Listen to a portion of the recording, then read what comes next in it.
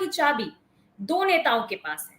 वहीं ये बात की भी चर्चाएं तेज हो गई है कि चुनाव कोई भी लड़े, लेकिन सत्ता के सिंहासन पर कौन बैठेगा ये तो नीतीश कुमार ही डिसाइड करेंगे। वहीं इन सब के बीच अगर बात की जाए तो इन सब के बीच एक तस्वीर है जो सोशल मीडिया पर काफी वायरल हो रही है, जिसके बाद से बीजेपी और एनडीए के धड़कनें कहीं ना कहीं तेज हो गई है, क्योंकि इस तस्वीर को देखकर सब सोच में पड़ गए हैं कि अब कहीं खेल ना हो जाए। हालांकि खेला कौन किसके साथ करता है ये तो आने वाला वक्त ही बताएगा। तो चलिए इन्हीं तमाम बातों पर आज विस्तार से चर्चा कर लेते हैं, लेकिन चर्चा शुरू करने से पहले इस मुद्दे पर जो बयानबाजियां हो रही है आपको वो सुनवाते हैं। आएंगे क्या, हम लोग तो हैं, एनडीए में हैं, एनडीए में रहेंगे, इसमें जाने आने की बात कहाँ है। हम लोग साथ मिलके लड़े हैं, साथ मिलके रहेंगे, आगे भी साथ मिलके चले।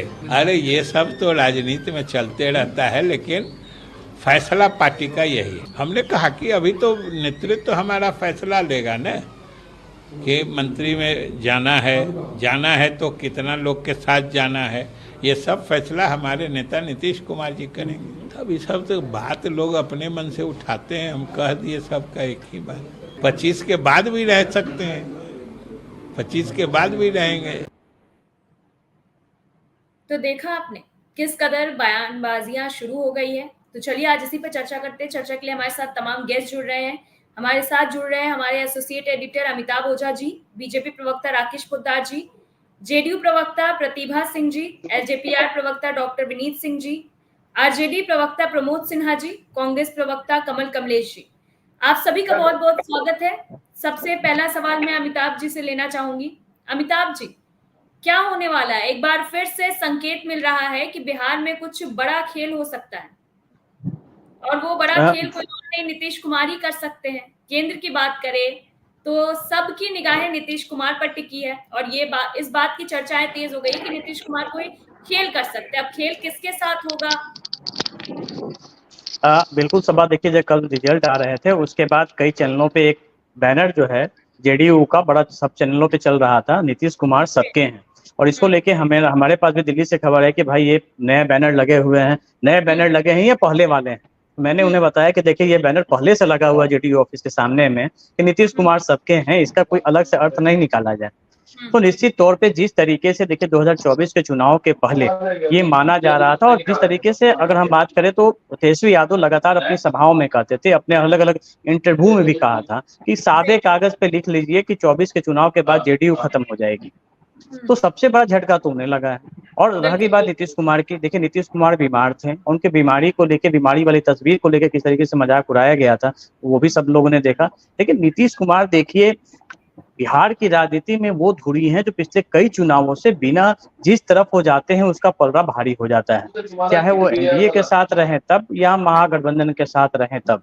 तो ये तस्वीर नीतीश कुमार के साथ रही, और इस बार भी जब रिजल्ट सामने आया है तो इस रिजल्ट में भी ये साफ दिखता है कि किस तरीके से नीतीश कुमार के नाम पर उनके जो वोटर हैं उसके बाद जिनके पास भी उनके वो गए, उनके वोटर आज भी उनके साथ हैं।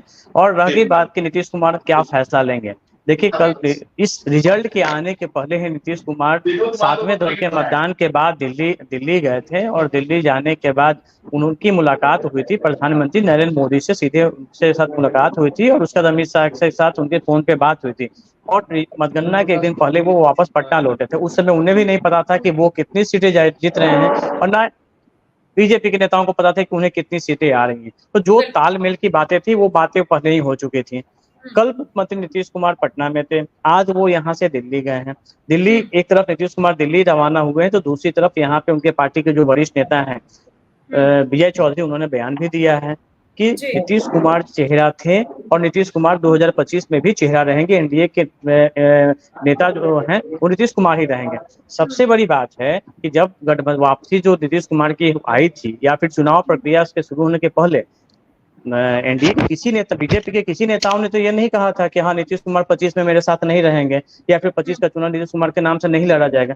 ये बात किसी ने नहीं कहा था। तो इसमें नई बात ये नहीं है, ये बात जब नीतीश कुमार यहाँ आए थे, ये कयास जो था भले ही मीडिया में आता रहा, ये विपक्षी पार्टियां कहते रहे कि 24 के बाद चेहरा में तब्दीली हो जाएगा, दूसरे चेहरे बन जाएंगे, नीतीश कुमार बैकफुट पे जाएंगे, तो ये बातें बीजेपी की तरफ से नहीं कही गई थी। इसमें इसलिए इसको बहुत ज्यादा ये नहीं करना। नीतीश कुमार अभी देखिए, जिससे हम लोग यहाँ डिबेट कर रहे हैं, नीतीश कुमार दिल्ली में है, बीजेपी के नेता बैठे, शाम में जब उनकी कुछ देर के बाद बैठक होनी है, उसमें जो टीडीपी हैं और तमाम जो सहयोगी पार्टियां हैं, वो लोग अपना समर्थन पत्र वहां पे सौंपेंगी। तो अभी तक तो ये देखने से ये नहीं लग रहा है कि कुछ इसमें बहुत ज्यादा तब्दीली आने वाली है। या फिर हाँ, नीतीश कुमार अपने शर्तों पे राजनीति करने वाले नेता के रूप में जाने जाते हैं, और उनकी जो शर्तें होंगी निश्चित तौर पे वो बीजेपी के सामने होंगी। जिस तरीके से पिछले मंत्रिमंडल में उनके जो सांसद थे, उनको मंत्रिमंडल में जगह नहीं मिला था, नाराजगी सामने आई थी, तो इस बार इनकी चलेगी। जो नीतीश कुमार कहेंगे वो बीजेपी को माननी पड़ेगी। दूसरी बात, स्पेशल स्टेटस का मामला जो है नीतीश कुमार का मुद्दा रहा है। हो सकता है कि इस बार वो दबाव की स्थिति में रहेंगे, दबाव बनाने की स्थिति में रहेंगे, तो ये मुद्दा भी उनके साथ रहेगा। और सबसे बड़ी बॉन्डिंग जो नीतीश कुमार और चिराग पासवान के साथ जो थी, कि जो दुनिया जो दिखी थी 2020 के चुनाव में, वो हाल के दिनों में कई तस्वीरें सामने आई हैं कि दोनों ने साथ मिलकर काम किया है। और आज भी दिल्ली जाने के पहले अपने तमाम विधायकों सांसदों के साथ चिराग पासवान मुख्यमंत्री आवास गए थे, नीतीश कुमार का आशीर्वाद लिया था, और उसके बाद दिल्ली रवाना हुए हैं। तो ये भी चीज जो एक कंट्रोवर्सी आती थी, तो उसका ही पटाक्षेप नीतीश कुमार की तरफ से हुआ है और चिराग पासवान की तरफ से भी हुआ है। चलिए ठीक है अमिताभ जी, फिर आपका रुख करेंगे, सीधा प्रमोद जी का रुख करते हैं। प्रमोद जी प्लीज म्यूट कर लीजिए।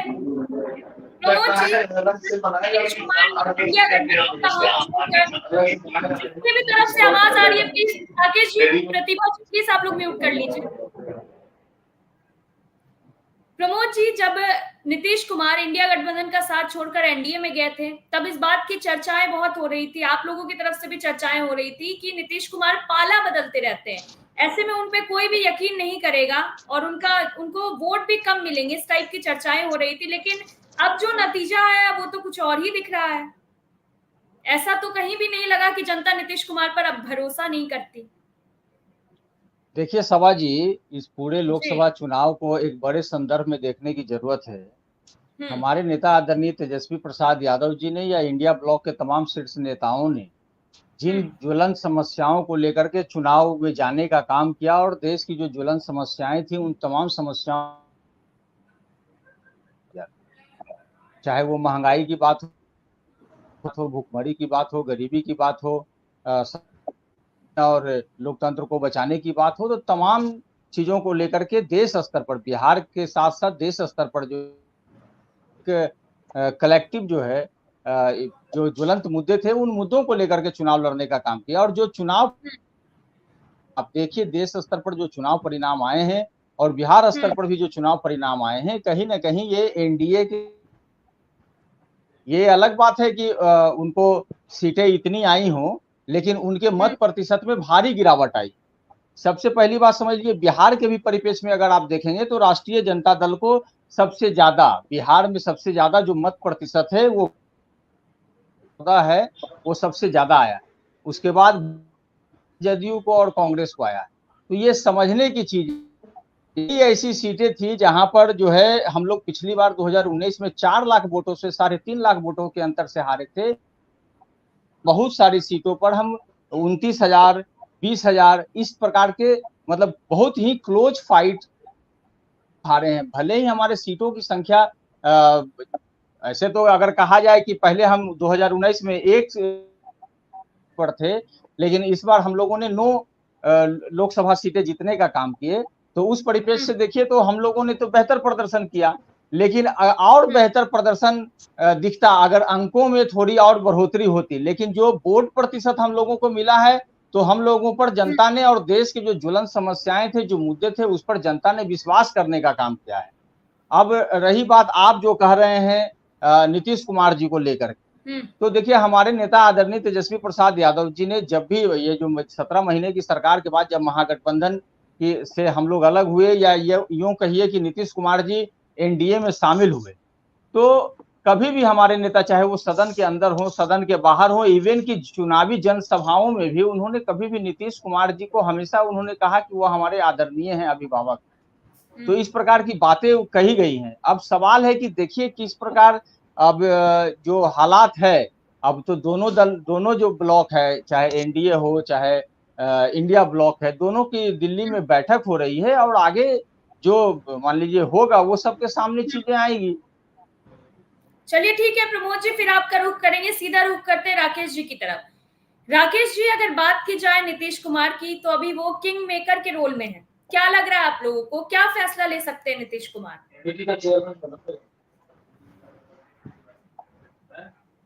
राकेश जी। सब्बा जी, मैं स्पष्ट रूप से कहना चाहता हूं कि जनता का जनादेश, बिहार और पूरे देश में जनता ने जनादेश दिया, उसको स्वीकारते हुए हम लोगों ने सरकार बनाने का काम करेंगे। रही बात दूसरी बात, और हमारे 3 राज्यों में जहां हमारी सरकार मुख्यमंत्री बनाने का दावा कर रहे हैं हम लोग, जहां मुख्यमंत्री बनेगी, चाहे उड़ीसा हो, चाहे तमिलनाडु हो, चाहे अरुणाचल हो, वहां पे हमारी सरकार मुख्यमंत्री बनाने का काम कर रही है। उसकी बात रही बहुमत की, बहुमत भारतीय जनता पार्टी एनडीए गठबंधन को है, और आप शाम होते होते देख सकते हैं कि मुख्यमंत्री जी कहे थे कि 2024 के चुनाव में जहां भी उनका प्रोग्राम माननीय प्रधानमंत्री जी के साथ हुआ, उन्होंने, मुख्यमंत्री जी ने स्पष्ट रूप से कहा कि मैं माननीय प्रधानमंत्री जी के साथ हूं, मोदी जी की गारंटी के साथ हूं, मोदी जी के कामों के साथ। जनता का जनादेश जो भी है, उस जनादेश को उतरते हुए हम लोग काम के आगे बढ़ाने का काम करेंगे, देश के विकास के लिए हम लोग काम करेंगे। कहीं नहीं जा रहे, चंद्रबाबू नायडू कहीं नहीं जा रहे हैं। कोई पुलाव लड्डू बना रहा है, अपने मन में कोई लड्डू बांट रहा है, तो उसकी कोई बात नहीं। जनादेश तो हम लोगों को ही मिला। भारतीय जनता पार्टी 240 सीटों पे विजय पाई है, और उसके बाद 292 या 93 सीटों पे हम लोगों ने बहुमत के आंकड़े उसको पार कर चुके हैं और सरकार बनाने में कामयाब हो जाएंगे, और माननीय प्रधानमंत्री तीसरी बार देश के प्रधानमंत्री बनेंगे। उनके नेतृत्व में एनडीए गठबंधन सब एक सूत्र है, एक साथ है, कहीं इधर से उधर कोई नहीं है। चिराग पासवान जी हमारे साथ है, नीतीश कुमार जी हमारे साथ है, जीतन राम मांझी भी हमारे साथ है। जिनको भी ये लोग लुभावन देना चाहते हैं इंडिया गठबंधन वाले दे, लेकिन नीतीश कुमार जी भी कहीं नहीं जाएंगे, ना जीतन राम मांझी कहीं जाएंगे, ना चिराग पासवान जी कहीं जाएंगे। और आपने विजय चौधरी जी का बयान सुना था, विजय चौधरी जी ने स्पष्ट रूप से कहा कि मैं एनडीए के साथ हूं। चंद्रबाबू नायडू ने कल प्रेस कॉन्फ्रेंस करके अपने प्रदेशों में कहा कि मैं एनडीए के साथ हूं। ये गारंटी ले रहे हैं क्या आप? क्योंकि इस तरह की बयानबाजी तो पहले भी हुई है। नीतीश कुमार हो चाहे उनके नेता हो, पहले भी वो कह चुके हैं जब वो इंडिया गठबंधन में थे कि वो कहीं नहीं जाएंगे। तो अगर इस नहीं, आप देख सकते तो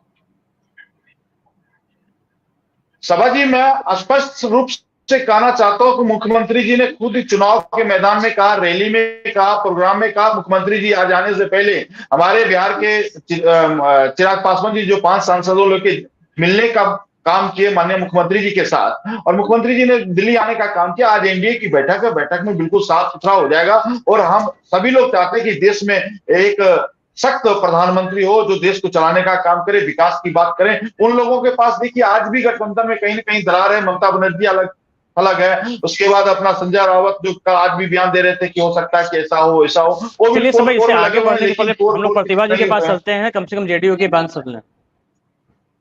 प्रतिभा जी,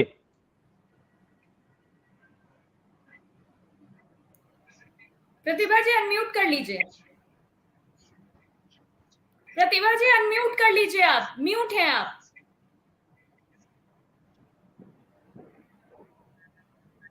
हेलो हेलो, आवाज आ रही है? मुझे तो हाँ बताइए। हाँ आपकी भी आवाज आ रही है। नहीं प्रतिभा जी, सवाल ये है कि जो कयास लगाए जा रहे हैं कि इस बार नीतीश कुमार दिल्ली गए हैं, तो विपक्ष ये कह रहा है कि नीतीश कुमार फिर हमारे साथ आ जाएंगे। तो आपको क्या लगता है कि इस जीत के बाद नीतीश कुमार का क्या स्टैंड रहेगा? नहीं, एकदम स्पष्ट है। जैसा कि हमारे नेता आदरणीय विजय चौधरी जी ने कहा, और कल हमारे राष्ट्रीय प्रवक्ता आदरणीय केसी त्यागी जी ने भी कहा कि हम एनडीए के साथ हैं और एनडीए के साथ रहेंगे। हमारे नेता आदरणीय श्री नीतीश कुमार जी आज दिल्ली चले गए हैं, शाम में एनडीए की बैठक उसमें शामिल हो रहे हैं। भाई इन्होंने पूरा समर्थन आदरणीय नेता श्री प्रधानमंत्री मोदी जी को देने की घोषणा की है, तो फिर सवाल कहां से उठता है कि किसके पास जाएंगे? भाई इंडी वालों के पास अब कहने के लिए तो कुछ बचा नहीं है, बस डोरे डाल रहे हैं। इनके डोरे डालने से कुछ होने वाला नहीं है। ये सारी परिवारवादी पार्टियां चाहती है कि हम देश पर कब्जा जमाएं, हम लोग ये होने नहीं देंगे। और स्पष्ट है कि आदरणीय नेता श्री नीतीश कुमार जी एनडीए के हिस्सा हैं, एनडीए के हिस्सा रहेंगे, और आदरणीय मोदी श्री नरेंद्र मोदी जी के नेतृत्व में देश में फिर मजबूत सरकार का गठन होने जा रहा है। जी प्रतिभा जी, जब तेजस्वी जी जब चुनाव प्रचार को जाते थे तो अपने कई इंटरव्यू में और सभा से भी कहा था कि लिख कर ले लीजिए 24 के बाद जेडीयू का सबसे पहले कोई खत्म होगा तो जेडीयू पार्टी खत्म हो जाएगी। अरे भाई वो बता देना, अभी आरजेडी के प्रवक्ता का मैं सुन रही थी, कर रहे थे हमारा वोटिंग रेट बढ़ा है। कहाँ से वोटिंग रेट बढ़ा है जरा बता दीजिए। अरे वोटिंग रेट तो हमारा, आपका तो वोट खिसक गया। अब लालू यादव जी अपने जाति के जो नेता कहे जाते थे, अपने जाति का भी नेता नहीं रहे, उनके जात ने भी उनका साथ छोड़ दिया। इतने यादव लोगों को उन्होंने टिकट दिया, कितनी सीटें मिली, तो आपकी जाति का भी वोट आपके पास नहीं रहा। आप किस आधार पर कहते हैं कि आप बड़ी हैं, आपकी पार्टी बड़ी है और आपको इतनी सीटें मिली? कितनी सीटें आपको मिली? अरे बिहार की जनता ने तो आपको नकार दिया है, अब तो आप बोलने के लायक भी नहीं है। लेकिन लोकतंत्र की यही खूबसूरती है कि बोलने का अधिकार सबको है, आप बोल रहे हैं, वरना आप बचे नहीं है बोलने के लायक। चलिए विनीत जी के पास आते हैं। विनीत जी, पहले तो आपकी पार्टी को और आपको बहुत बहुत बधाई। 5 सीटों पर आपने 100% का जो स्ट्राइक रेट आपने दिया है। तो अब क्या, अब आगे की जो आपकी रणनीति है, आपके नेता गए हैं, दिल्ली गए हुए हैं, तो आज 5 सांसद भी, उनके 4 अन्य जो सांसद है वो भी गए हुए हैं, तो इस जीत को किस रूप में देखते हैं आप? अमिताभ सर, सबसे पहले शुक्रिया, धन्यवाद आपका, और सभी को नमस्कार, गुड आफ्टरनून। मेरी आवाज आ रही है, क्लियर है? हाँ, आ रही है क्लियर। देखिए अमिताभ सर, 2-3 साल पहले आपको याद होगा कि जब पार्टी को तोड़ा गया था और परिवार को तोड़ा गया था, सबने हमें मतलब खारिज कर दिया था कि बिहार में भी इनका अस्तित्व खत्म हो गया रामविलास पासवान जी के जाने के बाद। बड़ा संघर्ष करके हमारे नेता ने और हम सब ने बिहार भ्रमण किया, आशीर्वाद यात्रा निकाला, और जहां जहां बीजेपी ने, क्योंकि एनडीए के हम घटक दल थे, जहां जहां बीजेपी ने हमसे मदद मांगी, चाहे बिहार का बाई इलेक्शन हो या कोई और भी बातें हो, वहां पे हमारे नेता ने आगे बढ़ चढ़ के हिस्सा लिया और मदद की। ये जो कल का रिजल्ट आया है उस बात की तस्दीक करता है कि चिराग पासवान ही रामविलास पासवान के असली वारिस, और असली वारिस के बाद से मुझे लगता है कि कोई इफ एंड बट, कोई इस पे लड़ाई झगड़ा नहीं होगा। आप समझ रहे हैं इशारा किधर। दूसरी बात ये है कि हम आप सबके माध्यम से मालूम चलता रहता है कि हम लोग हनुमान है मोदी जी, जिसके हमारे नेता ने सहर्ष स्वीकार भी किया है। तो हनुमान जी का कार्य यही है कि अपने नेता, अपने राम जी को मजबूत करना। केंद्र में उसी के लिए हमारे 5 सांसद, जो 9 निर्वाचित सांसद है, पहुंचे हुए हैं वहां पे। और कुछ भी हो, और ये कोई भी कुछ बोल ले कि माननीय नीतीश कुमार जी पलट रहे हैं या टीडीपी के चंद्रबाबू नायडू पलट रहे हैं, ये सब वो ख्याल है जिसको दिल बहलाना कहते हैं। ऐसा कुछ भी नहीं होने वाला है। सरकार हमारी ही बनेगी, जिसमें कि हम सब मजबूती के साथ पहले भी थे और अब भी। अब 8 तारीख को सुनने में आ रहा है कि शपथ समारोह होगा उसके बाद से, लेकिन हमारी अगर पार्टी की बात करूं, चिराग पासवान जी की बात करूं, तो मोदी जी के साथ पहले भी थे और अंतिम समय भी रहेंगे। चलिए, हमारे साथ कांग्रेस प्रवक्ता भी हैं, तो इनसे भी जरा बात कर लेंगे कि इनका भी स्ट्राइक रेट हम कहें तो बिहार में काफी अच्छा रहा। 9 सीटों पर चुनाव लड़े, 3 सीटों पर इनको जीत मिली है, तो महागठबंधन में इनकी भी बहुत अच्छी भूमिका रही है। तो आपको क्या लगता है कि क्या नीतीश कुमार आगे क्या रणनीति रहेगी, क्या करेंगे? फिर पलटी मारेंगे या फिर आप लोग साथ आ सकते हैं, या फिर वो एनडीए के साथ ही रहेंगे? देखिए अमिताभ जी, ये तो पूर्णतः नीतीश जी का फैसला होगा कि वो किसके साथ जाते हैं या नहीं जाते हैं। लेकिन अभी जो जनादेश मिला है, पूर्ण बहुमत किसी के पास नहीं है। हम भी यदि बोले तो वो भी नहीं संभव है। यदि एनडीए बोले तो एनडीए के घटक दल मिला के तो बन रहे हैं कि वो सरकार बना ले। नहीं तो उनकी प्रीपोल अलायंस है ना, प्रीपोल अलायंस है, तो प्रीपोल अलायंस को आप कैसे नहीं कर सकते हैं कि उनको बहुमत मिला है? बिल्कुल, मैं उसमें नहीं जाना चाहता हूँ। मैं वही बोल रहा हूँ कि पूर्ण बहुमत यदि जनादेश देखा जाए तो बीजेपी को कंप्लीट मैंडेट नहीं मिला है, लेकिन घटक दल हैं, साथ लड़े हैं, उसके हिसाब से तो उनको पूर्ण बहुमत मिला है। अभी कुछ संभावनाएं बाकी हैं जो हम लोग 2-3 दिनों में हम लोगों को वो नजर आएगा कि क्या होना है, नहीं होना है। हम लोग इस पे प्रयासरत है कि हम लोग सरकार बनाएं। जी अमिताभ जी। नहीं तो आपको लग रहा है कि अभी भी संभावनाएं बाकी हैं क्या? क्योंकि जब तो आज तो सब उन लोगों ने जो एनडीए की जो बैठक हो रही है उसमें शामिल भी जितने भी सहयोगी पार्टियां हैं, सभी लोग अपना समर्थन पत्र देंगे। कुछ देर पहले भी बैठक हुई थी और अभी जो बैठक होगी, तो आप लोग को उम्मीदें लग रही हैं क्या कि ये पार्टियां जो टीडीपी हैं, जेडीयू हैं, ये आपके पास आ सकती हैं? राजनीति में तो संभावनाओं का दौर ही ऐसे चलता रहता है। अंतिम समय तक जब तक अंतिम विकेट न गिर जाए तब तक विजय होने की संभावना बनी रहती है, चाहे क्रिकेट हो चाहे राजनीति हो। नहीं, बिल्कुल संभावना और उम्मीदें अलग बात है, लेकिन आंकड़ों पर भी तो आप जाइए। आपके पास 134 है, 12 जेडीयू के पास है, 15 टीडीपी के पास है, तो फिर भी तो वो आंकड़ा नहीं पहुंच पा रहा है आपके पास। 16 है, 16 ना, 16 और 12 28 जी। तो ये हटने से तो उनकी भी तो घट जा रही है, उनकी भी सरकार नहीं बन रही है। माने संभावना आपके पास है कि आपको लगता है कि कुछ भी हो सकता है? हो सकता है, बिल्कुल अभी संभावना ही है। तो विनीत जी, क्या लगता है कि आप भी सहयोगी पार्टी में भी शामिल हैं, एक एनडीए की सहयोगी पार्टी के नाते, क्या आपको लगता है कि कांग्रेस के जो ये दावा कर रहे हैं या फिर इनको संभावना जो लग रही है उसमें कोई दम हो सकता है? अमिताभ सर, मुझे ये समझ में नहीं आ रहा है कांग्रेस किस बात पे खुशी मना रही है।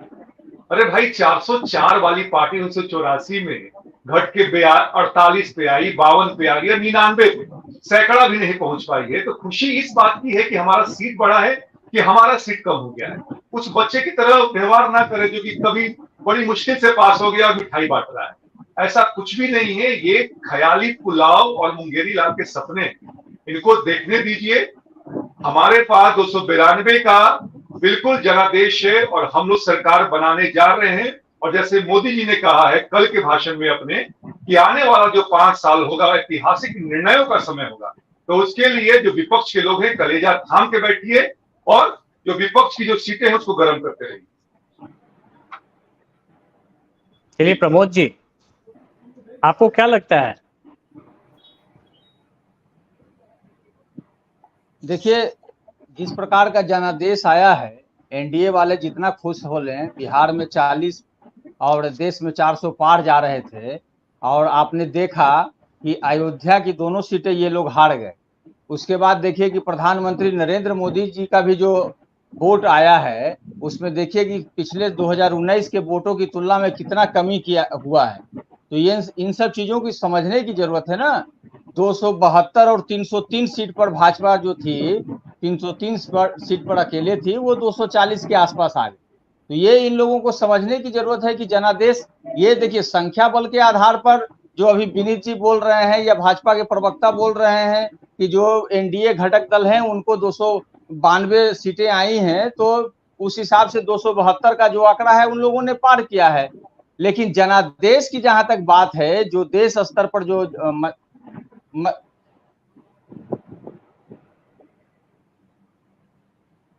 जो देश स्तर पर जो लोगों का जो जनादेश आया है, उसको समझने की जरूरत है। वही तो हम पहले भी जो बोले अपने बातों पर, उसमें हमने कहने का काम किया कि आप देखिए कि कहाँ ये लोग 400 फील गुड में थे और कहाँ पर आ गए। नहीं, देखिए प्रमोद जी यहाँ आपको टोकेंगे कि बिहार में भले ही आपकी 22% आपका जो मत प्रतिशत है और बीजेपी का 20% है, लेकिन राष्ट्रीय स्तर पे बात करें तो बीजेपी का मत प्रतिशत कहीं ज्यादा है इंडिया गठबंधन से।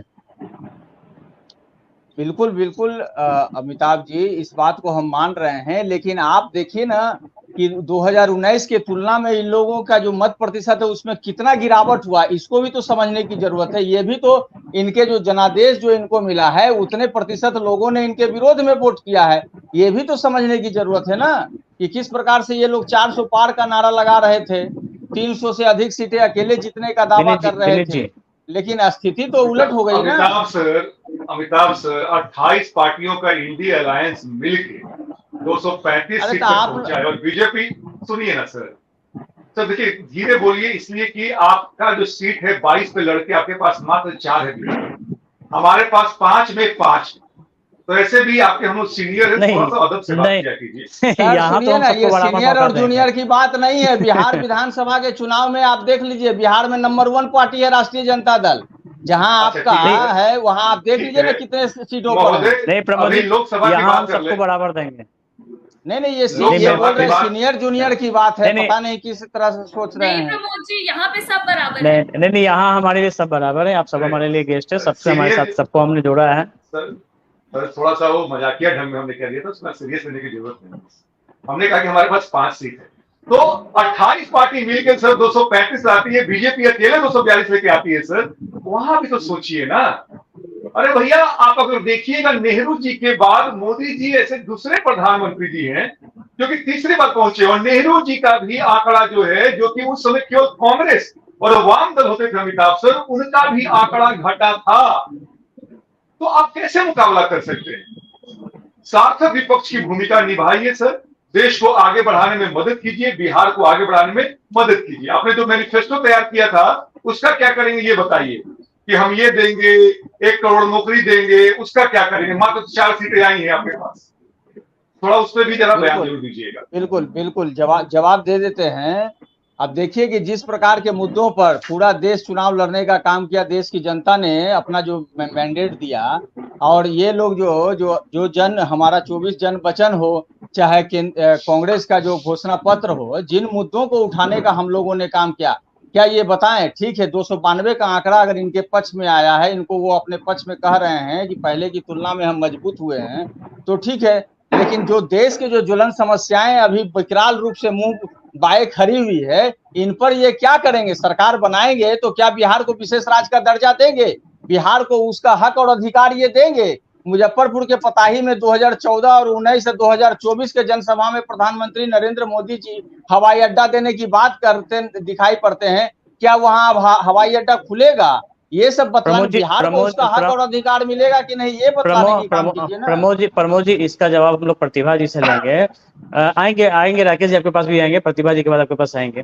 प्रतिभा जी ये बताइए कि ये तो नीतीश कुमार का, जैसे हमने चर्चा की शुरुआत में भी कहा था कि मुख्यमंत्री नीतीश कुमार जब एनडीए के साथ थे तब भी वो लगातार मांग करते थे, जब वो विपक्ष में थे, एनडीए से अलग थे, तब भी मांग करते थे कि विशेष राज्य का दर्जा देने की जो मांग करते थे। तो आपको क्या लगता है कि इस मुद्दे को लेकर नीतीश कुमार केंद्र के सामने अपनी बात रखेंगे और ये उनकी एक बड़ी शर्त के रूप में सामने आएगी? देखिए, क्योंकि बिहार शुरू से पिछड़ा राज्य रहा है और यहाँ की जो भौगोलिक स्थिति है, कहीं बाढ़ कहीं सुखाड़, तो एक राज्य के मुख्यमंत्री को राज्य चलाने में असुविधा होती है, फाइनेंशियल प्रॉब्लम होते हैं। तो हमारे नेता की शुरू से ही मांग रही है कि अगर हमें विशेष राज्य का दर्जा मिल गया होता तो राज्य चलाने में सुविधा नहीं होती, सुविधा होती और लोगों को उनके हिसाब से वाजिब चीजें दी जाती, लेकिन नहीं मिला। चूंकि केंद्र के पास भी, अब मैं ये नहीं कहूंगी एक तरफा, केंद्र के पास भी कुछ ऐसे कारण होंगे, जैसे स्पेशल स्टेटस के लिए जो क्राइटेरिया है, हो सकता है बिहार उसको फुलफिल नहीं करता हो, कुछ तो कारण रहा होगा, कुछ वजह होगा जिस वजह से या तो नहीं मिला या फिर देर हो रही है। लेकिन ये चीज तो है कि स्पेशल पैकेज की मांग भी हमारी सरकार करते रही है। अब चूंकि सरकार गठन हो जाए, मजबूत सरकार, स्थिर सरकार केंद्र में काबिज हो जाए, जब तक सरकार का गठन नहीं होगा, मजबूती से हम उनका साथ नहीं देंगे, तब तक हम कोई भी डिमांड कैसे कर सकते हैं? तो पहले तो गठन हो जाए सरकार का, उसके बाद सरकार अपने आवश्यकता के हिसाब से मांग रखती है, रखेगी। और मुझे पूरा विश्वास है कि आदरणीय प्रधानमंत्री श्री नरेंद्र मोदी जी तीसरी बार प्रधानमंत्री का शपथ लेने के बाद वो बिहार को स्पेशल नजरिए से जरूर देखेंगे, क्योंकि हमारी भागीदारी उनके लिए बहुत महत्वपूर्ण है के लिए। जी अमिताभ। बिल्कुल राकेश जी, देखिए अंतिम में लास्ट में प्रतिभा सिंह जी ने साफ तौर पे कहा कि उनकी भागीदारी बहुत महत्वपूर्ण है।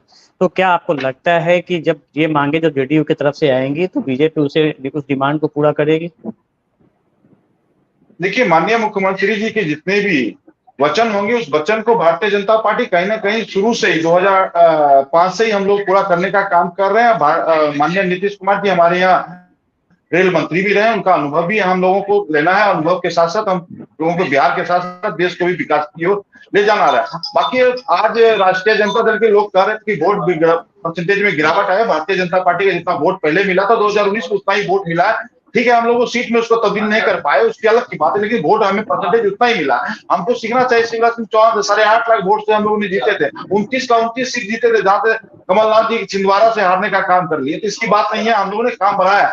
उसके तेलंगाना में हम लोगों की 4 सांसद थे, 8 सांसद बढ़ाने का काम किए। हम तमिलनाडु में बढ़ाने का काम किए। दक्षिण भारत में हमारा ग्राफ बढ़ा है और उत्तर भारत में हमारा गला थोड़ा सा घिरा है, कोई बात नहीं, उसके लिए हम लोग काम करेंगे और विकास के जो मुद्दे थे उस विकास के मुद्दे पे भारतीय जनता पार्टी आगे जाएगी। तीसरी बार देश के प्रधानमंत्री बनेंगे और तीसरी बार बनने के बाद जो ज्वलंत मुद्दे है देश के अंदर जो है उस मुद्दे पे भी हमारे देश के प्रधानमंत्री काम करने का काम करेंगे। नहीं, बिहार को लेकर थोड़ा सा ज्यादा डिमांड इसलिए है और ज्यादा लोग की नजरें इस तरफ है क्योंकि जो अगले साल बिहार में भी विधानसभा का चुनाव होना है और इससे पहले झारखंड में इस साल के लास्ट में झारखंड में चुनाव होनी है। झारखंड के बाद जो अगला नंबर आता है बिहार का ही होता है। जो परिस्थितियां बनी थी चुनाव के पहले और जो बात आज विजय चौधरी साफ तौर पे अब उनकी तैयारी जो 2025 के लिए हो गई है, तो निश्चित तौर पे उनकी उम्मीदें ज्यादा होंगी। वो चाहें कि अपने जो हम केंद्र और राज्य सरकार के साथ मिलकर जो लोगों को सेटिस्फेक्शन वाले जो मुद्दे हैं उन मुद्दों को हम जरूर पूरा करें। देखिए, हमारे देश के प्रधानमंत्री औरंगाबाद आए थे, औरंगाबाद आने के बाद बेगूसराय आए थे, बेगूसराय में 1600 करोड़ का प्रोजेक्ट वहां पे लॉन्च किया। हमारे इस बजट में 2024 की बजट जो भारत सरकार की जो बजट है उसमें 1600 करोड़ रुपया बेगूसराय के विकास के लिए दिया गया, बेगूसराय के विकसित करने के लिए दिया गया, इंडस्ट्री लगाने के लिए दिया गया। उसके बाद जब बेतिया गए वहां भी 1200 करोड़ का शिलान्यास करने का काम किया। तो कहीं ना कहीं इस बजट में 2024 के बजट में लगभग 28,000 करोड़ रुपया बिहार को इस बजट में दिया गया, अलग से दिया गया, जो इंडस्ट्री लगाने का काम है, वहां रोजगार देने की बात है, वहां युवाओं को आगे बढ़ाने की बात है। मुद्रा लोन जो इस बार 10 लाख हम लोग देते थे, इस बार 20 लाख रुपया देने का काम कर रहे। कहीं ना कहीं हम लोग आगे बढ़ाने की ही बात कर रहे हैं और बिहार को विशेष राज्य का दर्जा, विशेष पैकेज से विशेष राज्य के ज्यादा से ज्यादा विशेष पैकेज दिया गया है। बिल्कुल। कमलेश जी, एक सवाल मेरे मन में ये है कि जिस तरह से जब बिहार में महागठबंधन में सीटों के बंटवारा की बात चल रही थी तो आपकी तरफ से 13 सीटें मांगी जा रही थी कि कम से कम 13 सीटों पे चाहिए और बाद में आपको 9 सीटें मिली। तो क्या लगता है कि अगर 9 सीटों में आप 3 सीट जीत के लाते हैं तो 13 सीट अगर आपको मिला होता तो आपका जो स्ट्राइक रेट होता वो कुछ ज्यादा होता? बिल्कुल, कहीं ना कहीं उससे तो फर्क पड़ता। जहां तक हम लोगों ने जिन सीटों का डिमांड किया था वो सीट भी हम लोग के मुताबिक नहीं मिल पाया। हम लोगों ने बहुत स्ट्रगल के बाद जो है 9 सीट पे हम लोगों की का जो है सहमति बना और हम लोग मजबूती के साथ सारे गठबंधन जो है यहाँ मजबूती के साथ लड़े और फिर भी जो पुराना जनादेश मिला था उससे हम लोग इस जनादेश से कहीं ना कहीं हम लोग बहुत आगे आ चुके हैं। तो ये नहीं कहा जा सकता है कि उन्होंने खराब चुनाव में परफॉर्मेंस किया या कांग्रेस ने खराब किया। हम लोगों ने हर जगह मिल के लड़ा। अब उसमें कहीं ना कहीं हो सकता है हमारी भी गलती रही हो, कहीं उनकी भी गलती रही हो, लेकिन चुनाव हम लोगों ने मजबूती के साथ मिल के लड़ा और इनकी जिम्मेवारी सारे दलों की होगी। यदि हम लोग कहीं पे यदि हम लोगों को नुकसान हुआ है तो उसकी जिम्मेवारी भी लेनी पड़ेगी। लेकिन आरजेडी के परफॉर्मेंस पे क्या करेंगे? 22 सीटों पर उन्होंने चुनाव लड़ा, हालांकि 26 सीटें उनके पास थी, 3 सीटें उन्होंने वीआईपी को दी थी, 22 सीटों पर लड़ी थी और 4 पे उन्हें जीत मिली है। जबकि आपके साथ दूसरी जो पार्टी थी वो भाकपा माले थी, 4 सीटों पर उनको चुनाव लड़ा, 2 सीटों पर भारी बहुमत से वो जीते हैं। तो परफॉर्मेंस के लिहाज से तो आप दोनों पार्टियों का परफॉर्मेंस सबसे बढ़िया रहा। बिल्कुल, वो तो कुछ न कुछ इसका असर हम लोगों को देखने के लिए मिला। हम लोगों की संभावना थी कि हम लोग कम से कम 20 सीट जीत के लाएंगे बिहार में, लेकिन हम लोग आधे पे ही सिमट गए। तो इसका मलाल रहेगा पार्टी को और आगे हम लोग रणनीति के साथ बढ़ेंगे। आगे अपकमिंग चुनाव विधानसभा का है जिसमें हम लोग मजबूती के साथ लड़ेंगे। जी अमिताभ सभा जी, राकेश प्रकाश, हाँ राकेश जी कुछ कहना चाह रहे हैं? देखिए, हम लोगों ने जो घोषणा पत्र लाया उस घोषणा पत्र के साथ हम लोग काम करेंगे। और इंडी गठबंधन लोगों ने क्या किया इस देश के अंदर, इन्होंने कहा, सभी जनता को कहा कि संविधान खतरे में है, लोकतंत्र खतरे में। इन्होंने भ्रम फैलाने का काम किया पूरे देश में, लेकिन ऐसा नहीं होगा। आपके सामने 2024 में जब नई सरकार बनेगी, माननीय प्रधानमंत्री जी नरेंद्र मोदी जी प्रधानमंत्री बनेंगे, तो कोई संविधान खतरे में नहीं लेगा। संविधान के अनुसार देश चलेगा, संविधान लेके ही हम लोग आगे बढ़ेंगे। बाबा साहब अम्बेडकर का संविधान को कोई छेड़छाड़ नहीं कर सकता है। और इन लोगों ने भ्रम फैलाने की कोशिश की, लोकतंत्र की इन्होंने की कि लोकतंत्र की हत्या भारतीय जनता पार्टी कर रही, बड़े आरोप लगाए। लेकिन आज अगर राष्ट्रीय जनता दल के नेता लालू प्रसाद यादव यादवों का नेता होते तो आज पप्पू यादव चुनाव नहीं जीतते। चुनाव जीतते वो बीमा भारती, लेकिन जनता ने, बिहार की जनता ने इन लोगों को नकारने का काम किया। नहीं, इन्होंने अति पिछड़ी जाति की महिला के साथ अन्याय किया है। इन्होंने अति पिछड़ी जाति की महिला बीमा भारती के साथ अन्याय करके दिखा दिया है कि ये परिवारवादी लोग एक किसी के नहीं है। नहीं, पूर्णिया की जीत तो निश्चित तौर पे जिस तरीके से तेजस्वी यादव लगातार वहां फील्डिंग कर रहे थे, लगातार कैंप कर रहे थे, और जिस तरीके से पप्पू यादव को बीच मझधार छोड़ दिया गया था, वो तो सीट निश्चित तौर पे एक आईना दिखाने का काम करती है महागठबंधन को, चाहे वो कांग्रेस हो चाहे वो आरजेडी हो। बिल्कुल। इन्होंने तेजस्वी जी ने क्या कहा था वहां मंच से, अगर इनको नहीं वोट करेंगे तो इनको कर दीजिए।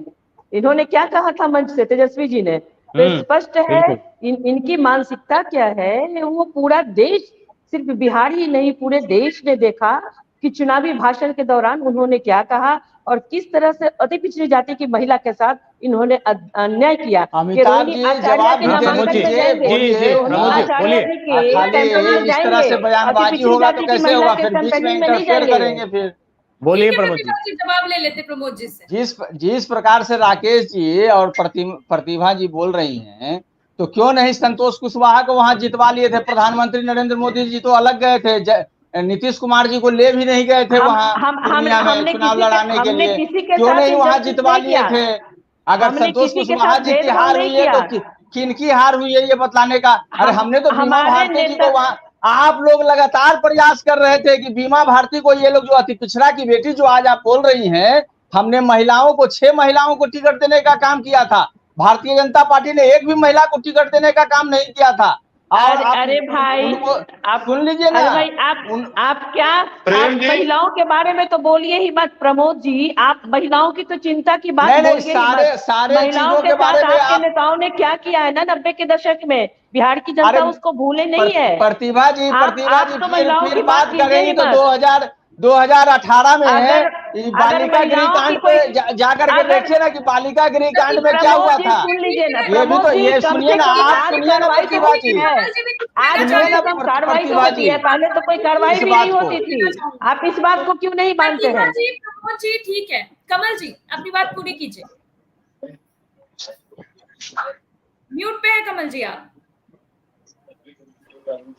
राकेश जी ने कहा कि हम लोग अपना मैनिफेस्टो पूरी तरह से लागू करेंगे, तो ये तो अभी पूरी तरह से सरकार बनाने के लिए ही नहीं एलिजिबल हो पाएंगे, तो अपना मैनिफेस्टो कहाँ से लागू करेंगे?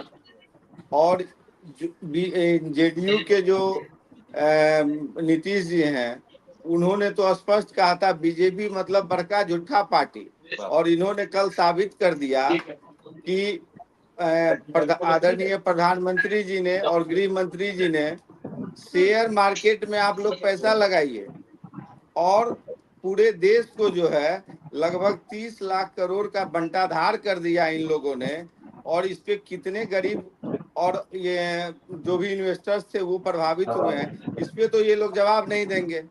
कमल जी, लालू जी ने आपको क्या कहा था, कांग्रेस भगाओ देश बचाओ, उसको भूल गए क्या? अरे राजनीति में कोई स्थायी रूप से दोस्त या दुश्मन नहीं होता है कमल जी, आपके लिए भी तो कहा गया था कांग्रेस भगाओ देश बचाओ, भूल गए आप क्या? बोलते क्या है और करते क्या है, इससे तो बचना चाहिए कम से कम। ठीक है प्रतिभा जी, कमल जी ठीक है, आपकी कमेंट जी अमिताभ जी से ले लेते हैं। अमिताभ जी नहीं, हम चाहेंगे कि आखिरी कमेंट देने के पहले विनीत जी इसमें जवाब दे दे एक बार कमल जी को, उसके बाद फिर मैं कंक्लूड करता हूँ। ठीक है, बिल्कुल विनीत जी। सर मुझे लगता है कि कांग्रेस के प्रवक्ता सर व्हाट्सएप यूनिवर्सिटी से नोट्स लेके आए हैं। सर पहले ये जान लीजिए, स्टॉक एक्सचेंज इमोशंस पे चलता है।